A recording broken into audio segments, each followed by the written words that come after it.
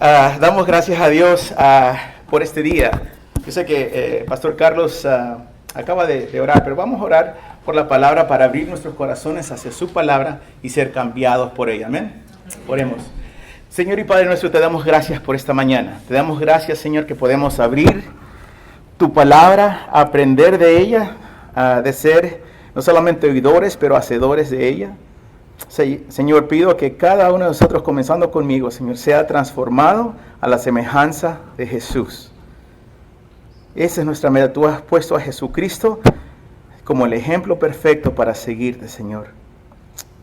Y que tu palabra penetre en nuestros corazones, nuestra mente, nuestro mismo ser, todo lo de nosotros, Señor, para exaltarte y glorificarte en este día, Señor. Y en ese nombre de Cristo Jesús oramos. Amén. Amén. Quería empezar con un repaso a lo que hemos compartido. Estamos en el libro de Hechos, estamos en el capítulo 6, pero antes de leer el capítulo 6, una porción de ella, quiero dar un repaso a lo que hemos estado y cómo hemos seguido a la iglesia. La primera iglesia, después que Jesús ascendió, dejó a los apóstoles y comenzaron a crecer, comenzaron varias cosas. Entonces, comenzamos con el capítulo 1, el repaso. Jesús da la promesa y la venida del Espíritu Santo. Jesús asciende y le dice que va a tener poder la iglesia de los apóstoles y la iglesia, e ir a predicar a Jerusalén, donde estaban, en Judea, en Samaria y aún en los fines de la tierra. Y aquí estamos más de 2000 años más tarde, la mitad del mundo, estamos por el otro lado, estamos aquí en el nombre de Jesucristo, amén. Yo diría que los apóstoles hicieron su trabajo, y eso nos toca a cada uno de nosotros. En el capítulo 2 vemos el discurso de Pedro. Pedro comienza a predicar. No se escucha mucho de Pedro. Pedro había negado a Jesús. Estaba muy triste y no se le escucha mucho hasta que ahora que comienza a predicar. ¿Y cuántas personas vinieron, recibieron y fueron bautizados? Dice su palabra que 3000 personas. Imagínense que usted esté predicando y 3000 personas vengan al Señor Jesús. El mismo poder que ha dado a los apóstoles ha dado a cada uno de nosotros. Entonces la iglesia comienza a crecer. No de 5, de 10, sino de ¿cuántos? 3000, miles. Y muchas maravillas, señales. Estaban, algo que me gusta del capítulo 2, que dice que perseverando la iglesia, unánimes, lo que hacían es lo siguiente: vendían todas sus propiedades para dar a la necesidad de los hermanos. Qué bello. El tercer capítulo, vemos la sanidad del cojo y que todo el pueblo quedó atónito. Por la señal de un milagro. Ya no son los 3000, pero dice todo el pueblo. Imagínense que toda esta comunidad nos vea a cada uno de nosotros y vengan a los pies de Jesús por lo que Dios está haciendo. Y Pedro y Juan siguen predicando a Jesús. En el cuarto vemos que Pedro y Juan son carcelados por predicar la palabra, pero muchos creyeron. Y vemos ahora el pueblo, 3000. El pueblo quedó atónito y muchos creyeron, dice la palabra. Y dice más adelante que 5000 varones. O sea, ¿cuántos estamos en la iglesia ahora? 3000, 5000, 8000, imagínense, en la prédica del evangelio. Van ante el concilio porque los sacerdotes no les gustaba que estaban predicando a Jesús. La amenazan, no prediquen más. Y esto me encanta lo que dice Pedro y Juan. Dice, no podemos dejar de decir lo que hemos visto y oído. Qué lección para cada uno de nosotros, que nosotros tenemos una relación con Dios por medio de Jesús, y que usted diga a alguien: yo no puedo dejar de hablar de Jesús por tan bueno y tan maravilloso que Él ha sido. Y eso es lo que hicieron los apóstoles. El último capítulo, capítulo 5 que vimos la semana pasada era de Ananías y Zafira. Vimos la hipocresía de ellos. Ellos vendieron y dijeron: aquí está todo lo que quiere, todo para ustedes, y no era verdad. También vemos que le encarcelaron y le azotaron a Pedro y Juan por predicar. Y después de salir de la cárcel, ¿qué hacen Pedro y Juan? Predican de nuevo. No dejan de predicar la palabra de Dios. No dejan de ver la bendición que Dios ha sido en sus vidas. Y qué lección para nosotros poder ver eso, que lo que Dios ha hecho en cada una de nuestras vidas podemos compartir, aunque unas personas digan: no prediques. Aunque otras personas digan: no, estás mal. Pero ellos siguieron predicando. Y ahora estamos en Hechos 6, del 1 al 7. Si puede abrir sus Biblias o puede ver en la pantalla. Entonces dice así: en aquellos días, como creciera el número de los discípulos, hubo murmuración de los griegos contra los hebreos, de que las viudas de aquellos eran desatendidas en la distribución diaria. Entonces los 12 convocaron a la multitud de los discípulos y dijeron: no es justo que nosotros dejemos la palabra de Dios para servir las mesas. Buscar pues, hermanos, de entre vosotros a 7 varones de buen testimonio, llenos del Espíritu Santo y de sabiduría, a quienes encarguemos de este trabajo. Y nosotros persistiremos en la oración y en el ministerio de la palabra. Agradó la propuesta a toda la multitud y eligieron a Esteban, varón lleno de fe y del Espíritu Santo, a Felipe, a Prócoro, a Nicanor, a Timón, a Parmenas y a Nicolás, prosélito de Antioquía, a los cuales presentaron ante los apóstoles, quienes orando les impusieron las manos. Versículo 7 dice: y crecía la palabra de Dios y el número de los discípulos se multiplicaba grandemente en Jerusalén. También muchos de los sacerdotes obedecían a la fe. Entonces, ¿qué está pasando aquí? Hubo un problema, estaba creciendo. El primero era realmente el crecimiento, pero yo diría que es la organización o la administración del crecimiento de la iglesia. Estamos como 8,000 personas, quizá aún más en este tiempo. ¿Y qué está pasando? Lo siguiente es que había murmuración. Habían 2 grupos, grupos griegos y grupos hebreos, y estaban distribuyendo a las viudas, a los hebreos, pero decían que a los griegos no lo hacían. Entonces había varios problemas que mirábamos al crecer, el crecimiento de la iglesia, y cómo iban a manejar los apóstoles y los líderes de la iglesia esta dificultad, este reto. Vemos el segundo es los apóstoles comienzan a responder y se unen con ellos. Lo que me gusta es que la murmuración era contra los apóstoles. No era contra otros líderes o la iglesia, era contra los apóstoles de Jesús, porque miraban. Pero ¿qué hicieron los apóstoles? Muy sabios, ellos no esperaron, ellos fueron y dicen: vamos a hablar. ¿Y qué lección hay nomás? De cuando hay dificultades en nuestra vida, con otras personas, en la iglesia, con nuestra familia, que nosotros seamos los primeros a decir: vamos a hablar. Lo primero que hicieron los apóstoles, escucharon y entendieron lo que estaba pasando. No dijeron: no, ese no es el problema de nosotros, no, ustedes se encargan. Lo que hicieron es: vamos a hablar. Y algo que me gusta cuando estaba viendo las vidas de los apóstoles, cuando Jesús estaba con los apóstoles, en Mateo 14, la alimentación de los 5,000, esto es lo que los apóstoles le dijo a Jesús cuando hubo un pequeño problema de cómo vamos a dar de comer a los 5,000. ¿Se acuerdan de esa historia? Le dicen los apóstoles: Jesús, despide a la multitud para que vayan por las aldeas y compren de comer.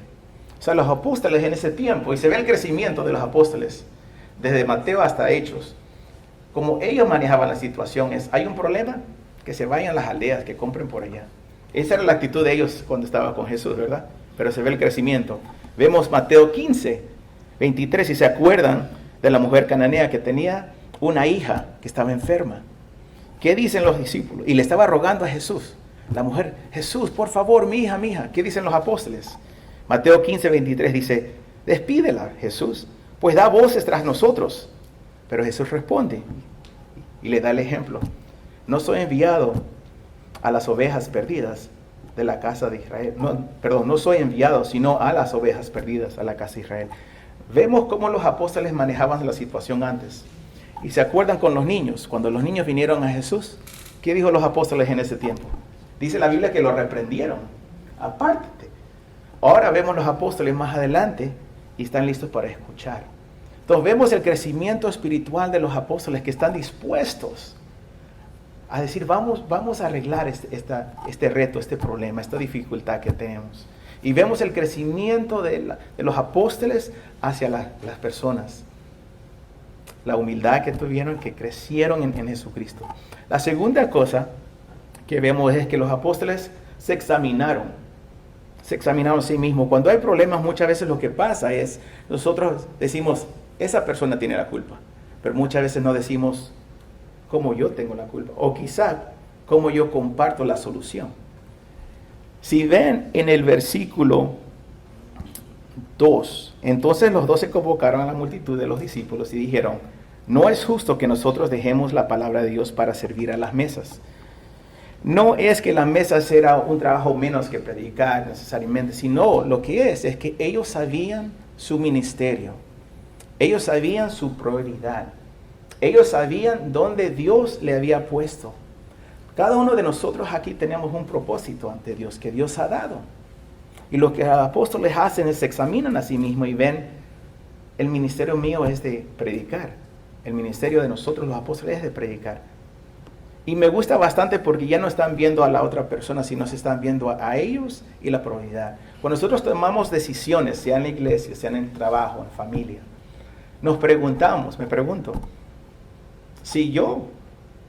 ¿cómo yo puedo manejar la situación mejor? ¿Cómo yo puedo cambiar la situación? ¿Cómo yo soy parte de la solución?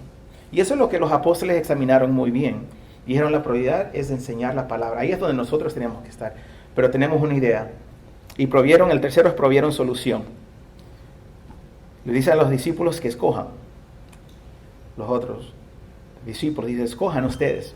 Y escojan a aquellos que se encarguen. Y más adelante vemos que le ordenan, le ponen las manos, oran por ellos. Pero provieron solución. Y la solución, me gusta, el tercer punto es que era beneficio para todos. Cuando nosotros tomamos decisiones que van a ser beneficio para tanto el uno como yo y el otro. A veces pensamos más, ¿qué es mejor para mí? Pero ¿cómo podemos manejar una situación o un problema, el cual es beneficio para los dos?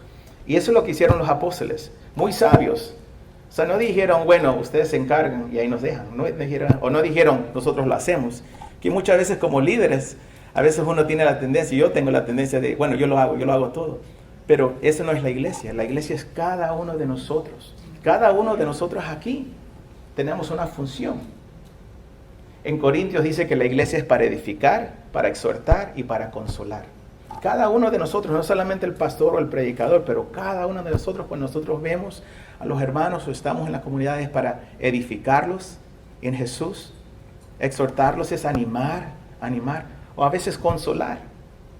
Y eso mismo es lo que hicieron los apóstoles. Cuando vieron la solución, vieron que hay beneficio, dieron responsabilidad de ser parte de la solución a los discípulos. No sé si en el trabajo o a veces en la familia hay ciertas personas que hay uno que se queja siempre. Por lo menos en mi familia siempre hay uno o en el trabajo, ¿verdad? Y ese es el que menos hace. El que más se queja es que menos. Pero ¿qué hacen los apóstoles? ¡Qué sabiduría! Dicen, ¿estás murmurando? Pues vamos a ponerte a trabajar. Y yo digo, ¿qué lección? Hay tantas lecciones en este capítulo, pero ¿qué lección? De poder decir y animar, edificar a los hermanos. ¿Sabes qué? Hay dificultades, hay un reto, pues te vamos a incluir. Y le dicen a los griegos, los discípulos griegos, le dicen, ustedes vean por allá, les voy a dar unos requisitos, aquí vienen, pero ustedes escojan y después nosotros nos vamos a encargar de imponer manos y orar por ellos. Ahora los requisitos. ¿Cuáles son los requisitos? Primeramente dice que debe de tener buen testimonio en su vida, en su hogar, en su comunidad, en su iglesia, en su trabajo. Mateo 5:16 dice, así alumbre vuestra luz delante de los hombres, para que vean vuestras buenas obras y glorifiquen a vuestro Padre que está en los cielos. Vemos el buen testimonio de 7 hombres, Esteban y Felipe. Esteban, vamos a leerlo en el próximo capítulo, en el 7, y el 8 es Felipe, el evangelista. Ahora en el capítulo 21, de hecho, si nos adelantamos, dice algo de Felipe muy lindo, y es que era un padre, y era buen padre. Dice que tenía 4 hijas, y las 4 predicaban. Imagínense si usted es padre ahora y tiene sus hijos, y cada uno de sus hijos predique. Amén, ¿verdad? Entonces se nota el testimonio de Felipe, no era solamente en la iglesia, no es solamente, bueno, viene y toca el piano, no, pero en su hogar. Dice que eran doncellas,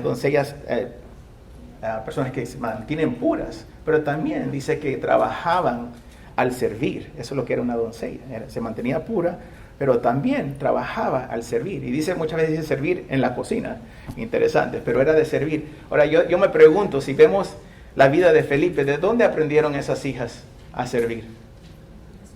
De su padre. Y se ve el testimonio que están buscando los apóstoles hacia estos hombres. Segundo, dice que sean llenos del Espíritu Santo. Ahora, una sorpresa, ningún líder es perfecto, no sé si sabían eso o no. No hay ni uno, no, solo Jesucristo. Pero cuando dice llenos del Espíritu Santo, nos dice que estamos caminando Y yo lo primero que pienso es Gálatas 5:22, ¿verdad? Fruto de 22:23, que dice el fruto del Espíritu es amor, amor ágape, gozo, una confianza en el Señor, paz, paciencia, benignidad, bondad, fe, mansedumbre. Algunas versiones dicen templanza o dominio propio.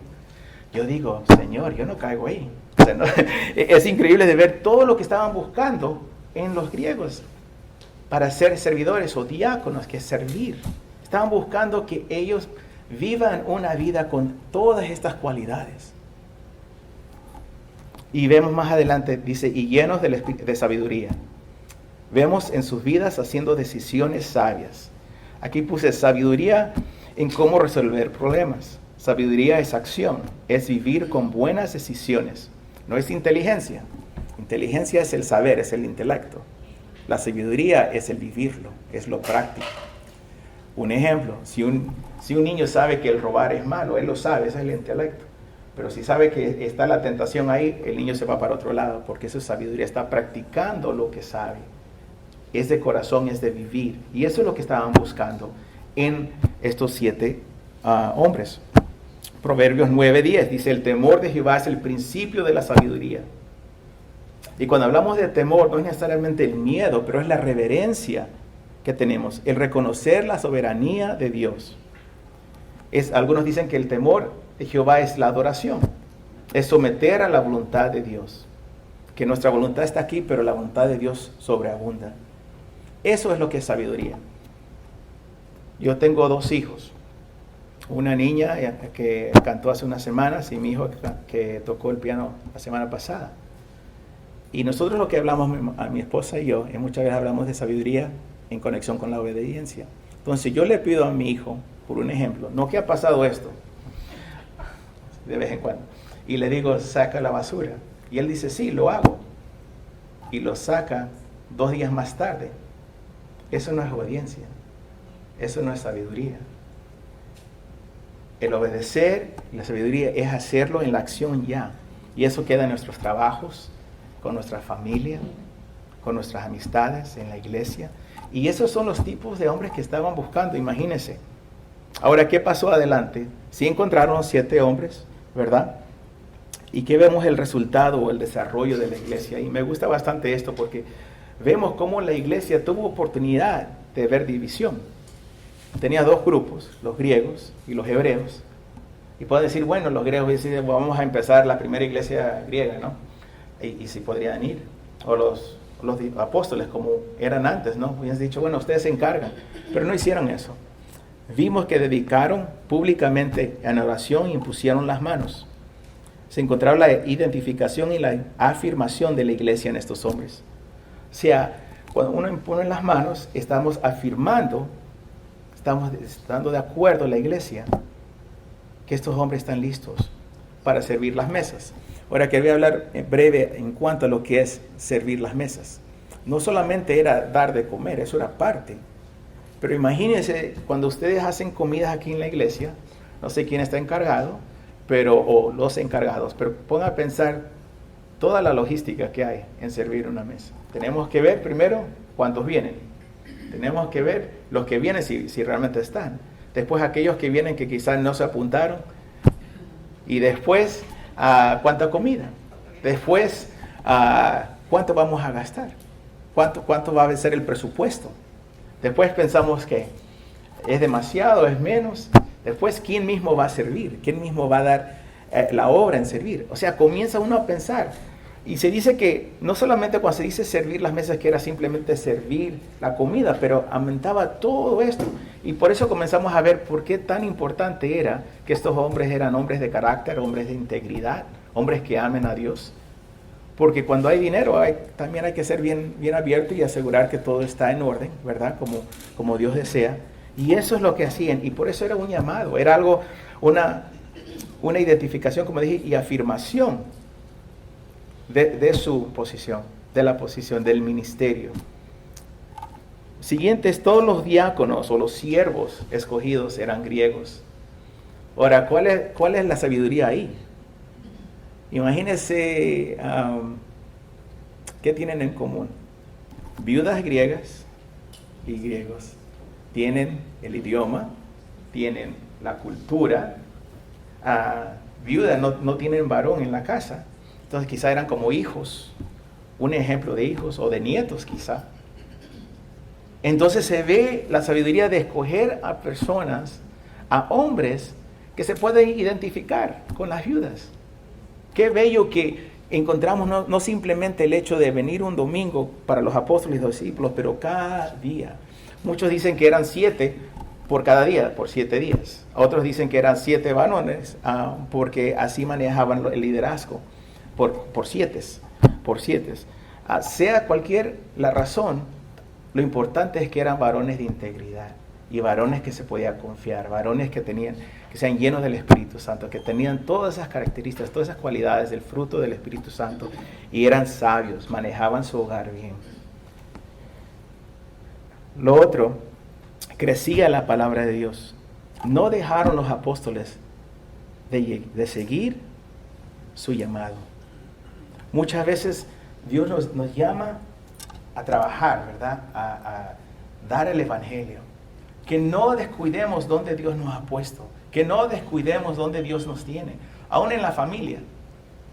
Yo tengo algunos en la familia que no conocen de Jesús. Yo me crié desde muy pequeño, acepté a Jesús como Señor y Salvador de muy temprana edad. Pero hay familiares que necesitan de Jesús. Y la cosa es de no rendirse, de seguir dándole ejemplo a ellos, de seguir compartiendo por acción, por boca, que Jesús es el único camino, la verdad y la vida. Y nadie viene al Padre si no es por Jesús. Y me gustó bastante porque los apóstoles no dejaron su ministerio. No dejaron, pudieron hacer todo eso y me imagino que lo hacían. Pero ahora la iglesia estaba 8,000, quizá más. Pero ellos sabían dónde Dios les ha puesto.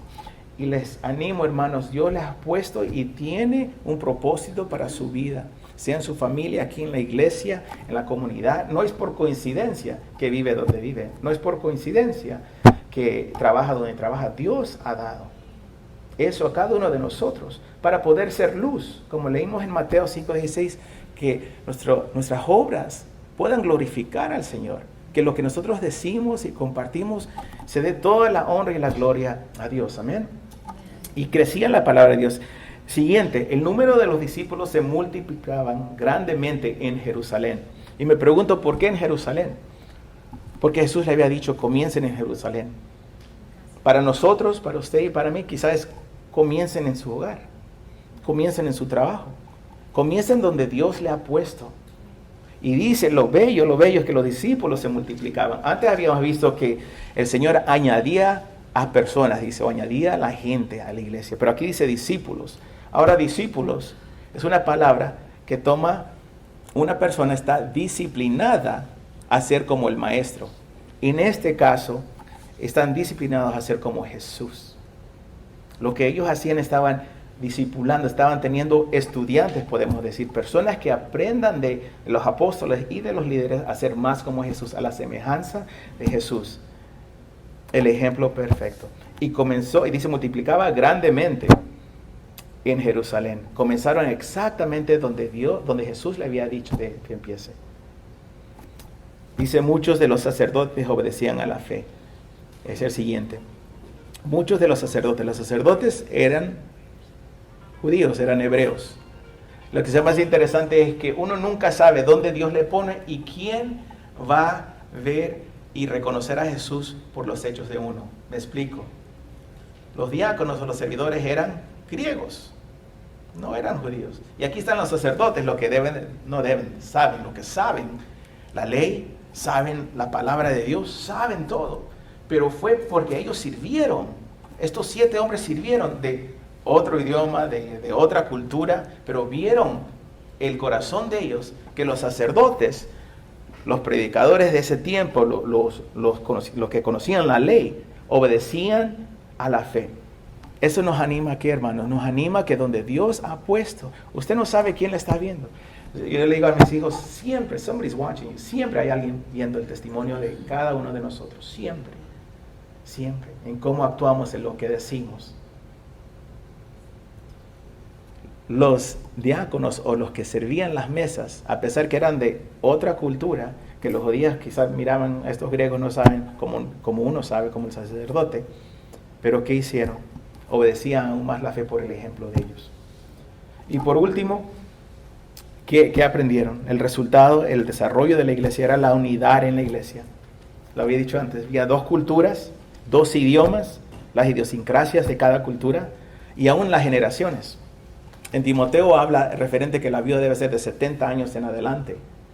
Y aquí están unos muchachos quizás de 25 a 30. Había tantas diferencias, pero el ejemplo, la vida de estos varones, de proclamar a Jesús como Señor y Salvador y vivirlo, no es una cosa que nomás se habla, pero se vive. Pudieron unir la iglesia. Pudieron estar, en vez de ver división, se unieron más en Cristo Jesús. Marcos 10:45 dice lo siguiente. Jesús dijo esto: porque el Hijo del Hombre no vino para ser servidos, sino para servir y para dar su vida en rescate por muchos.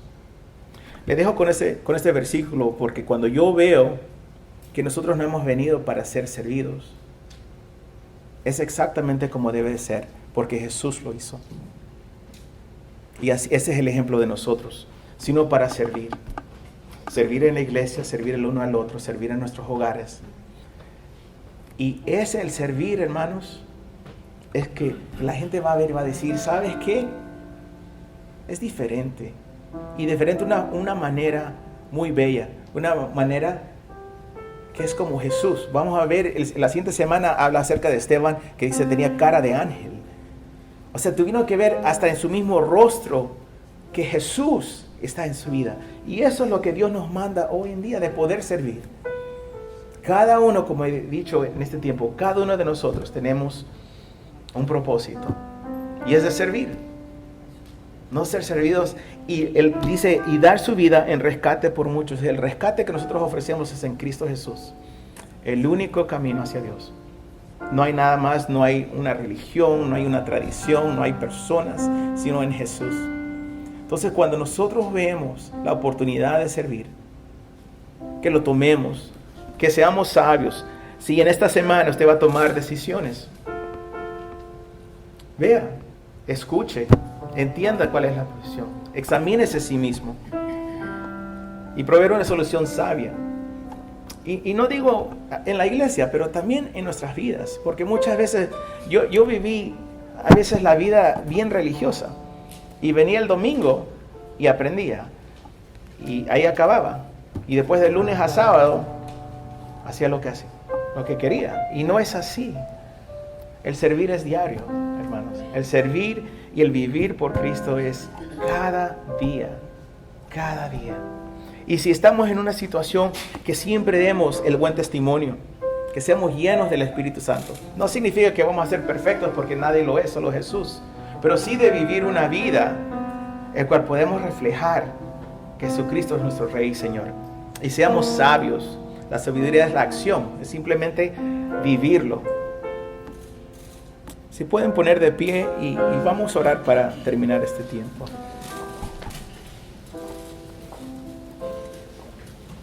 Señor y Padre nuestro, te damos gracias por tu palabra. Te damos gracias que tu palabra es poder, Señor. Tu palabra cambia vidas, Señor. Y pedimos, Señor, que cambies nuestras vidas, nuestra actitud, nuestra forma de ser y ser más a la semejanza de Jesús. Como aprendimos hoy, Señor, los apóstoles en sabiduría escucharon, Señor. Entendieron cuál es la situación, provieron una solución, se examinaron a sí mismos, que así nosotros también podamos hacerlo. Y Señor, que nosotros podamos ser de buen testimonio donde estemos, comenzando hoy día, al empezar la semana, pero durante cada día de la semana, Señor. Ayúdanos a ser más como Jesús, de dar buen testimonio, de caminar en el fruto del Espíritu Santo y ser llenos, Señor. Y Señor, que caminemos en sabiduría, entendiendo el temor de Jehová es donde empieza el principio de la sabiduría. Que tengamos reverencia ante ti, que te podamos adorar en espíritu y en verdad, Señor. Señor, te pido en especial en esta mañana por la Iglesia Comunidad Cristiana. Gracias, Señor, por lo que están trabajando y sirviendo en su comunidad, Señor. Por el deseo de traer más almas a tus pies, Señor. Y que tú continúes obrando en sus vidas, Señor. En especial te damos gracias por nuestro pastor Carlos, su esposa Wendy, sus hijos. Que tú sigas, Señor, trabajando en sus vidas, animándolos que como grupo, como familia, Señor, siempre estar atento a nuestros pastores, Señor. Orar por ellos, bendecirlos, llamarlos, orar, Señor. Que Iglesia Comunidad Cristiana, Señor, pueda alcanzar a las naciones, que seamos el ejemplo de servir, no solamente de hablar de servir, pero de servir. Y que comenzando con la comunidad en la misma iglesia alrededor, Señor, puedan ver en su servicio a Jesús como Señor y Salvador. En el nombre de Cristo Jesús oramos. Amén. Amén. Pueden tomar asiento.